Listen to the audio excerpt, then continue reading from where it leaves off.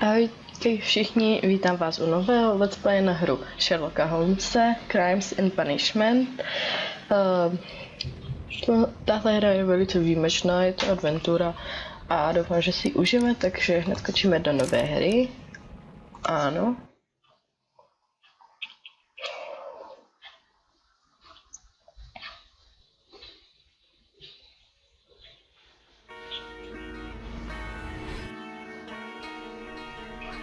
Abych toho přeskočila, to je úvodní titulky, jakoby, jak je u filmu na konci, tak jsou tam prostě vyjmenováni naši hlavní aktéři, což je Sherlock Holmes, Dr. Watson a ostatní takový, což vlastně všichni asi víme. Náš první případ bude vražda Černého Petra a už můžeme pokračovat. Zkusím se nerušit žádné dialogy.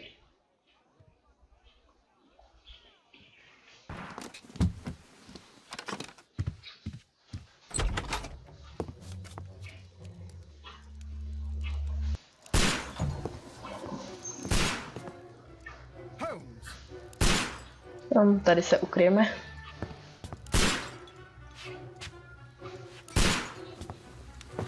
Holmes, will you stop that? Mluvím se za jakýkoliv vseky, ale zkoušela jsem se to opravit jak nejlíp jsem mohla, trošku jsem snížila kvalitu grafiky, tak snad to bude stačit. Stop, Holmes! Is that you, Watson? Yes, of course it is. And you almost killed me. Nonsense. I was aiming for the vases. Blindfolded? Watson, quiet, please. I'm trying to concentrate.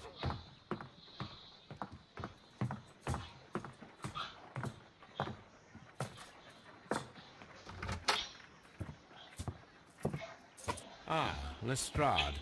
What is it this time? He can see me. Well, here it is, and it's a good one, Mr. Holmes. A gentleman by the name of Peter Carey, also known as Black Peter, has been murdered. A sailor, most probably. What happened here? Oh, Mr. Holmes, how could you? It's the only exercise I've had all week. A grateful client from Limoges sent me a vase collection this morning. I couldn't think of a better use for it. You're out of your mind. I missed 4 out of 10. Given you were blindfolded, that was very good. Can I have a try? Am I the only sane one here? I suppose that Watson is right, Inspector. A little brain work would be preferable now. Do please tell us more about Black Peter. Peter Carey, born in 1845 and 50 years old. An ambitious sort, he achieved much success in seal and whale hunting around Scandinavia. Retired in 1884 with a small fortune. He invested his money in a property called Woodman's Lee, near Forest Row in Sussex. It was where he lived for 6 years, and where he was found dead yesterday. Has the investigation already begun? Yes and no.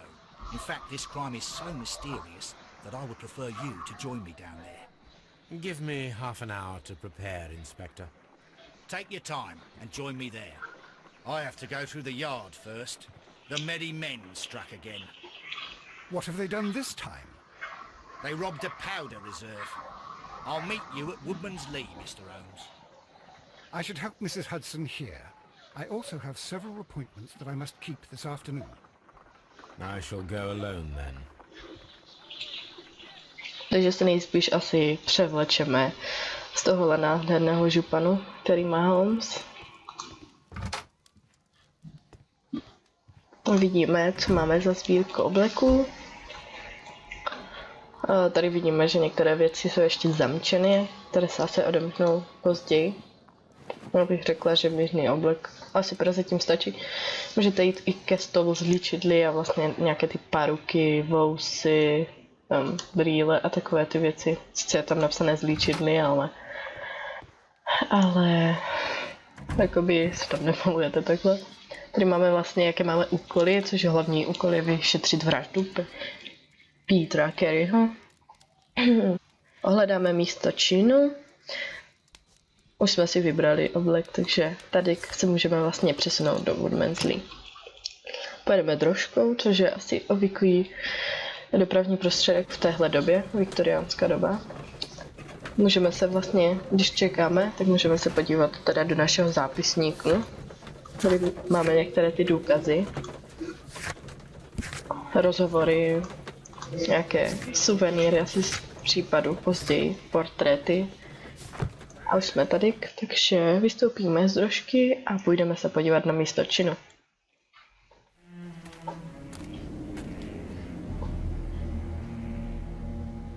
Mr. Holmes, I'm over here. Come on. Tak jsme na místě činu a můžeme si vlastně už tady prohlédnout. Můžeme použít tečko, což je jakoby soustředění, nějaké ty detaily. Takže vidíme stopy, tak je prozkoumáme. These footprints appear to be quite large. Ano, to máš pravdu. Bude celkově velké a zahrada. It seems that the garden was well maintained. No podle toho, jak to všichni stojí, takže asi bude, a ještě nemůžeme jít dovnitř. Co přiznám, že už jsem toto hru jednou hrála a to bylo, když vyšla, což bylo v roce 2014. Trošku zrychlíme krok.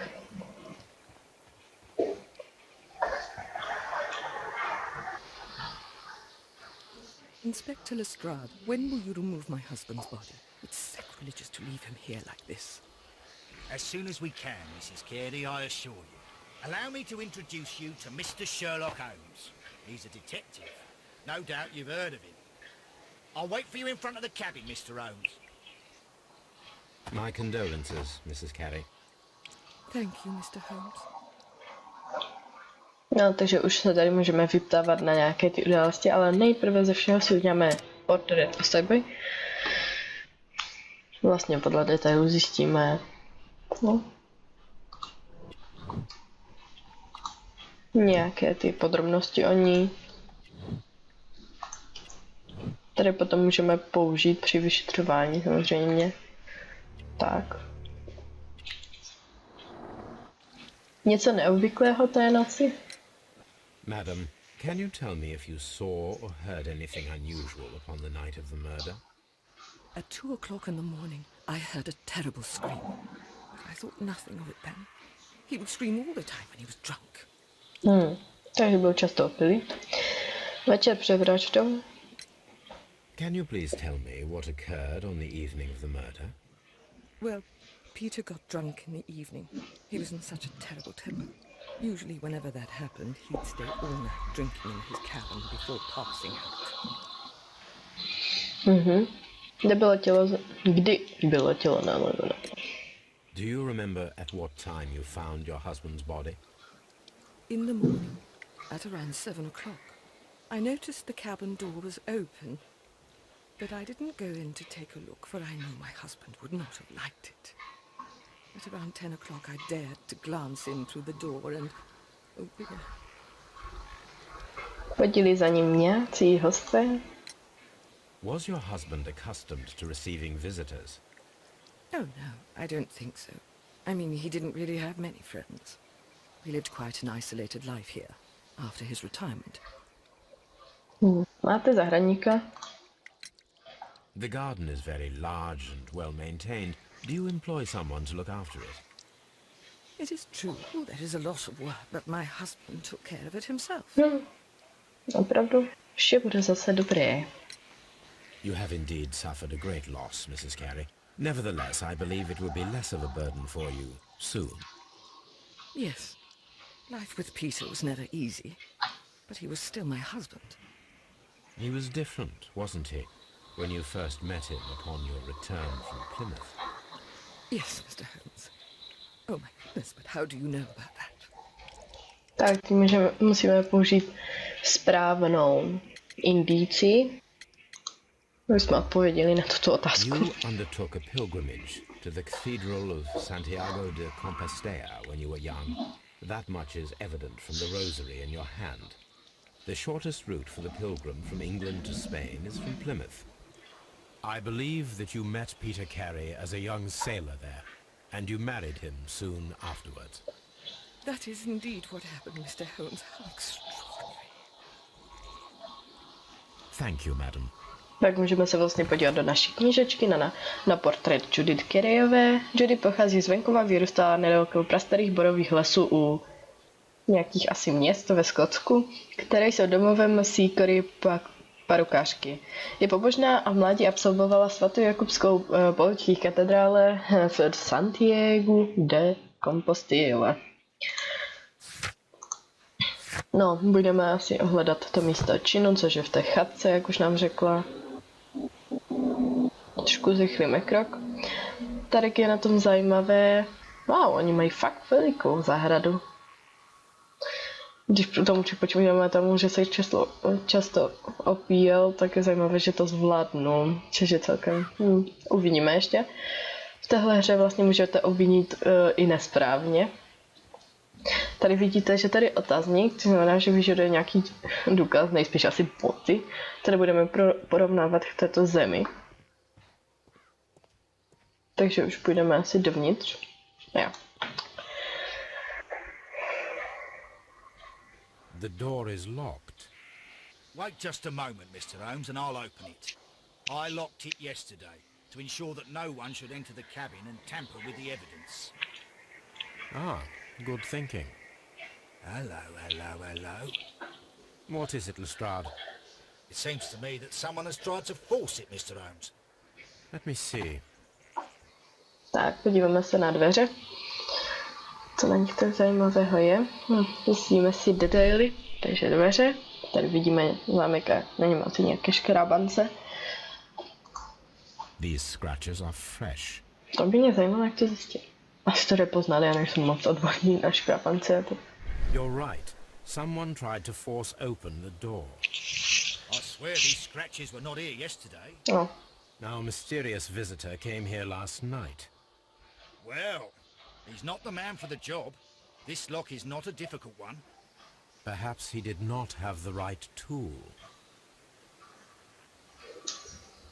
Takže se podíváme na místo činu tady.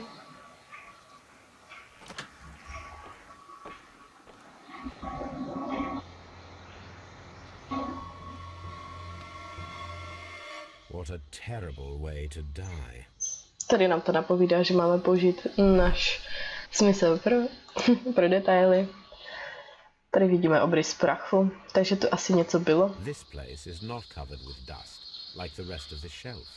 An object was taken from here. It was larger than a book. A box or a small chest, perhaps. Takže tady vidíme, že nám něco chybí. The tooth of a sperm whale, probably from one of Peter Carey's catches. Můžeme se podívat na mapu.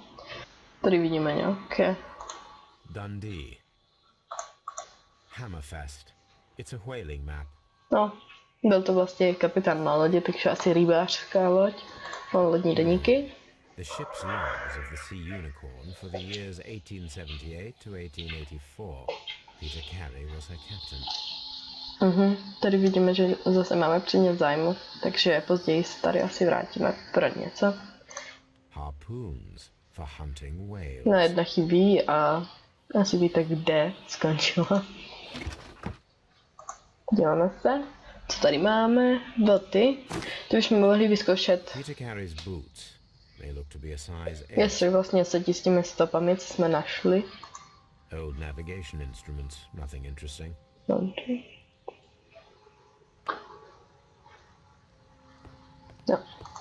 The Sea Unicorn. She was the ship that Peter Carey commanded. Troška mám ještě stoleček předtím, než se podíváme na pana Petra. Drank from this glass recently. Someone... Rum. A sailor's drink. It seemed that Captain Carey was enjoying a drink before he met his death. No, je zajímavé, že jsou to dvě špinavé skleničky, takže asi s někým tady byl. The initials PC have been crudely burned. A sailor's work. Natočíme si to a otevřeme. Tabák.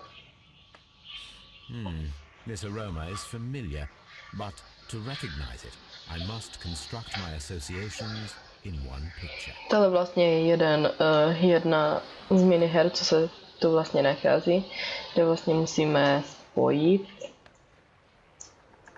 jednotný, aby to byl jednotný obrázek.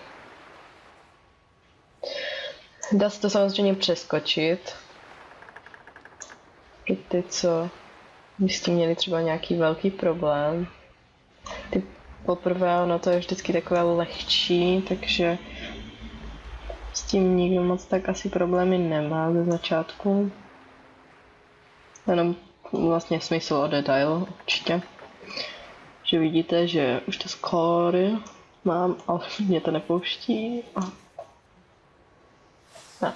Yes, this is a coarse tobacco, quite strong and very popular among sailors.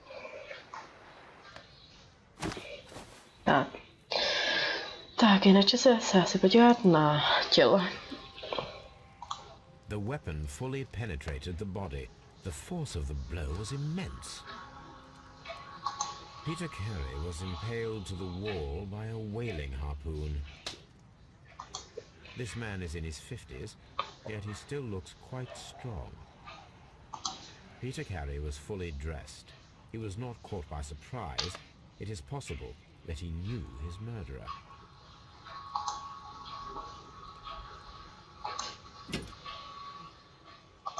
This wooden handle is plain and solid.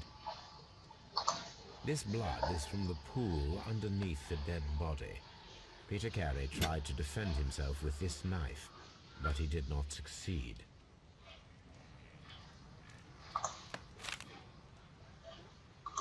J.H.N. are probably the initials of the owner of this notebook.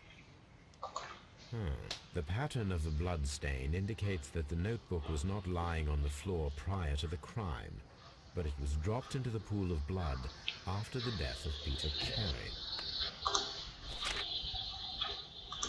These abbreviations mean something, but what? Tak už vlastně vidíte na boku, že máme zmačknout Bčko, to jsou právě dedukce, které vlastně nám pomůžou, takže můžeme tady třeba, já to vždycky zkouším všechno se vším, takže to bude asi zápis. Okay. Takže máme úkol, který můžeme provést.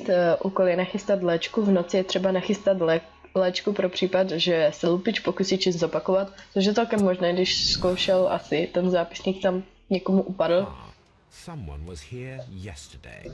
They attempted to force the door to gain entry. Takže teď to musíme provést. Já nejdřív zkusím jenom ty stopy. Si pasují? Ne.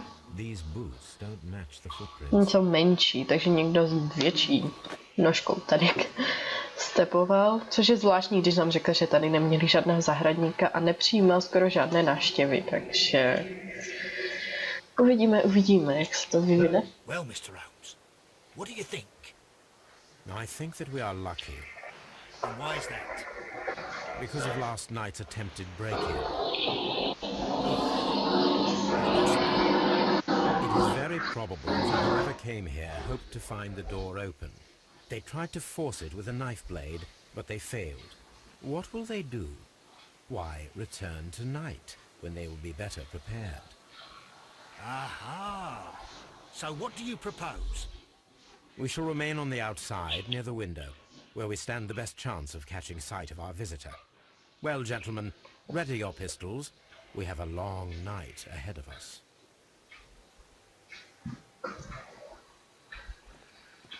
Takže budeme teda k tomu zadnímu oknu, kde se schováme a budeme vyhlížet. Tak. This looks like the perfect hiding place. Já si celkem jistá, že neuvidím nikoho špatně takhle, protože už jsem to jednou hrála a nepamatuju si detaily tady, ani moc jako, ale pamatuju si, kdo je vinen a ne, může to zkazit trošku to, ale zkusím se to jako nějak neprozrazovat. Ale první případ je vždycky takový hodně jednoduchý.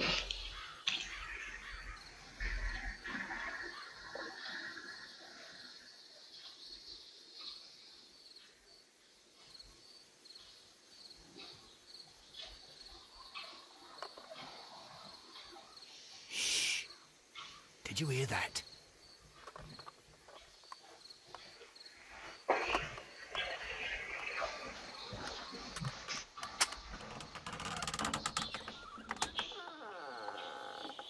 There's someone there. I'm gonna collar him. I'll be right behind you. Police! Hold it right there. Takže můžeme se podívat, kdo se to snažil vloupat. Možná náš vrch.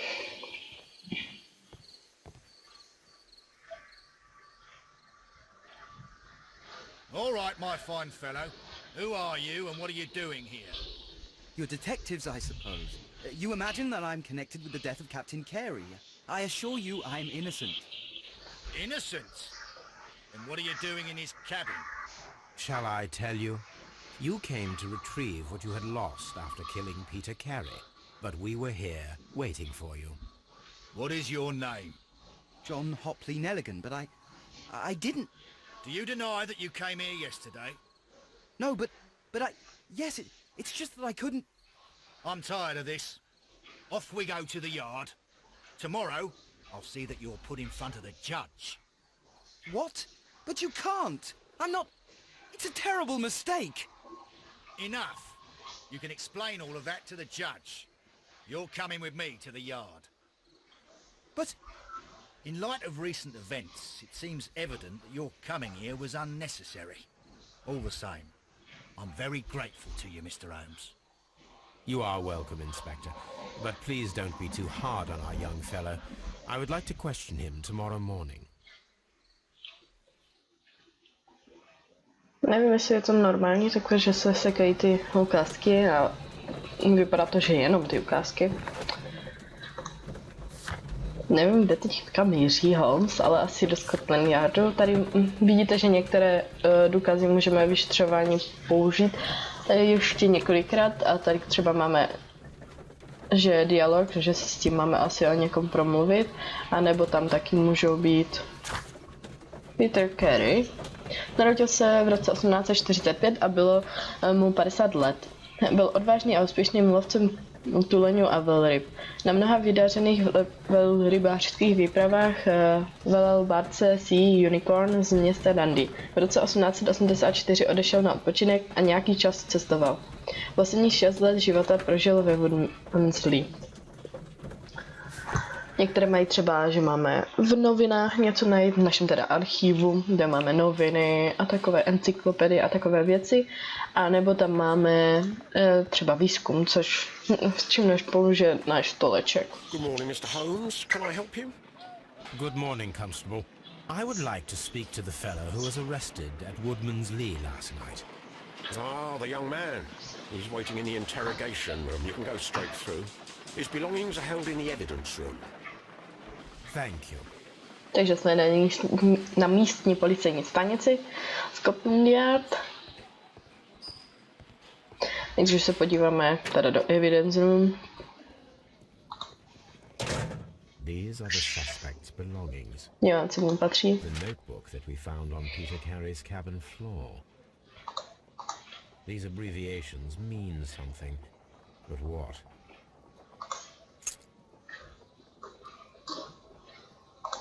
And partner, 1883. To my friend, from R. Dawson. Dawson.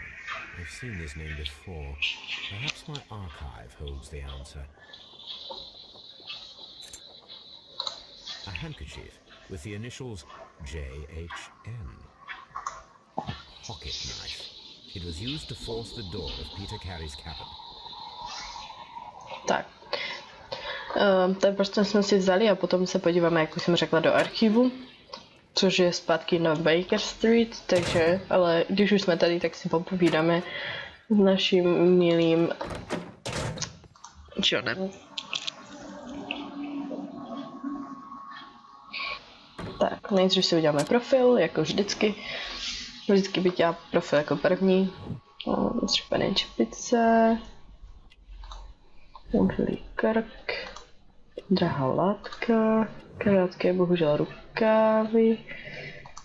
Nějaké ty mozoly a jízvy.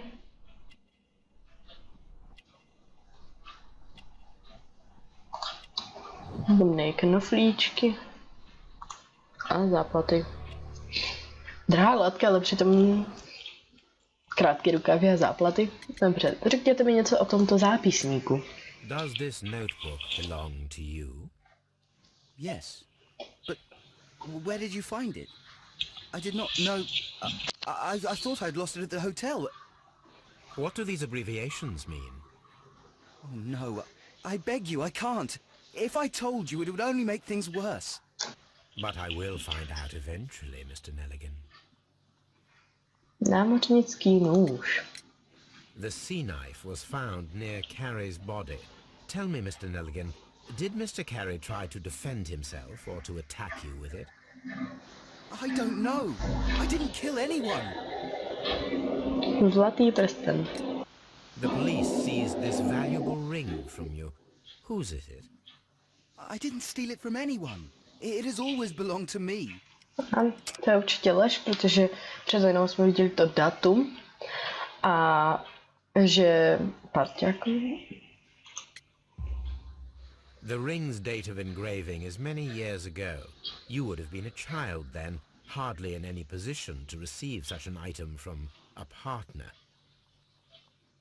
Takže kdo je tady majitel prstenu? So, Mr. Nelligan, who is the true owner of the ring?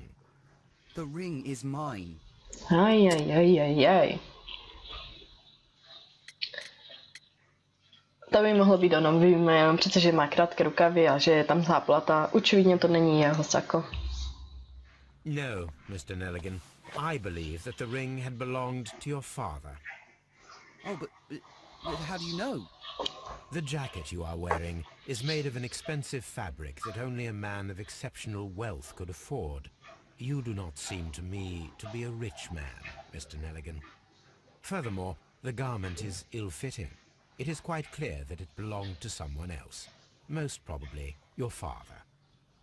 With your father gone and taking with him the family's wealth, as a little boy you had to find yourself a manual job, and it was most probably cleaning fish. You cut your hands often while working. I can tell from the scars. I'm speechless, Mr. Holmes. It all happened exactly as you say. Jsem přece jenom Well, I will see you soon. Sherlock Holmes. Please, let me go. I'm innocent. Klid. To se dozvíme. Takže máme nové nějaké indicie. Máme další úkol, což je provést pokus. Musíme zjistit, zda by neskušený a netrénovaný muž dokázal harpunou probodnout člověka. Což je celkem pravda. Jak jsme viděli, tak on byl celkem útlý. I need to stage a reconstruction. I am sure that Watson would be happy to oblige. Jak vidíme, tak on není zas tak statný. Aby se harpunou ještě takové štěstí musel mít, aby se to harpunou trefil přímo do toho srdce, což je celkem nepravděpodobné. Takže půjdeme asi na Baker Street za Watsonem, zeptáme se ho na ten pokus, jestli mi nám pomohl. Můžeme přitom i rovnou v archivech najít něco o tom zlatém prstenu. Tady máme vlastně Johna Nelligana. Nelliganovi je přibližně 18 let. Narodil se do zámožné rodiny, ale po zmizení od svého otce byl nucen žít v chudobě. Živo se čištěním ryb. Ačkoliv John dlouho fyzicky pracoval, je stále tělem slabý. No to je přímo co říkám. Vypadá hodně útlý na to, aby tou harpunou někoho probodl, hlavně takového statného muže, jako byl Peter Carey. Nejdřív se podívám do těch archivů, což jsou... No. This is where I keep my post. Aha, to je hezké.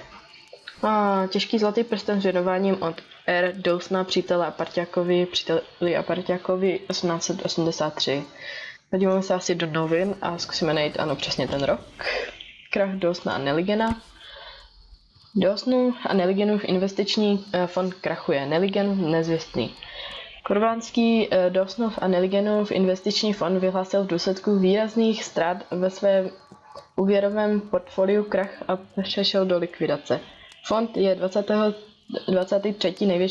největším bankovním ústavem v Británii a jeho pád je druhým nejhorším v celé historii. Likvidace společnosti je pro řadu cornwallských rodin skutečnou pohromou. Joshua Ligon, jeden z bankéřů fondu, záhadně zmizel. Naposledy byl spatřen na palubě jachty odplouvající do Norska. Kromě policie patrají po Liganovi i jeho věřitele. Here it is. Takže utekl. Now I begin to understand that young man's story, but I am still unclear as to what connects him with the murder. It is time to ask him. No, ale nejdřív půjdeme si zeptat teda našeho Watsona, jestli nám teda pomůže s naším menším experimentem. A spot of whaling, Watson. Would you care to take part? Are you serious? No, but we do need to clarify what happened on the night of Black Peter's murder. A reenactment then? Is something behind The sailor's knife, Watson. Why was it on the floor? Peter Carey attempted to defend himself? It is possible, but if that is the case, then it alters many things. I don't quite follow you. Tell me, my friend, what is the animal closest to man, morphologically, Prase. I mean? Ah, I see what you're getting at, Holmes. You asked me that once before. On the Ripper case, I believe. Do you want to slit some more pigs' throats? No. Thank goodness for that. I wish to impale one with a harpoon. Wonderful. Watson, let us pay a visit to our butcher friend in Whitechapel. We require the carcass of a well-fed pig. And the harpoon? One of the harpoons on the wall of Black Peter's cabin should do quite nicely. No, tady máme Tobyho. Brave Toby, the best nose in the British Empire. No, takže teďka máme vlastně asi se vrátit do Woodmansley a vzít tam tu harpunu a potom do řeznictví ve Whitechapelu. A máme tu ještě další dialogy samozřejmě, ale pro dnešek si myslím, že už to stačí. Doufám, že se vám díl líbil, jestli ano, můžete dát like či odběr a uvidíme se u dalšího dílu. Zatím, čau.